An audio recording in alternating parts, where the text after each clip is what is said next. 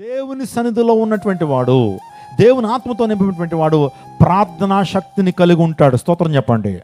ప్రార్థనా శక్తిని కలిగి ఉంటాడు. ప్రార్థన చేయడం ద్వారా మనం పొందుకునేటువంటి గొప్ప అనుభవం ఏంటో తెలుసా? శక్తి.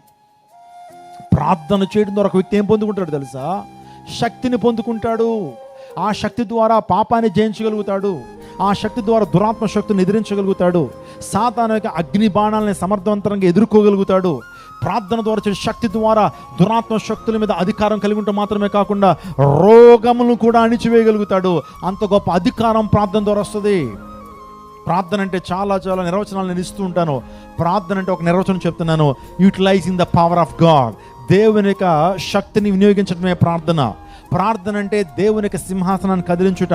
ప్రార్థన అంటే దేవుని భారాన్ని పంచుకొనుట. దేవుడు ఎటువంటి ఆత్మల భారాన్ని కలిగి ఉన్నాడో, దేవుడు ఎటువంటి భారాన్ని కలిగి ఉన్నాడో ప్రతి విశ్వాసి కూడా యేసయ్య భారాన్ని పంచుకుంటాడు. ప్రార్థనాపరుడు.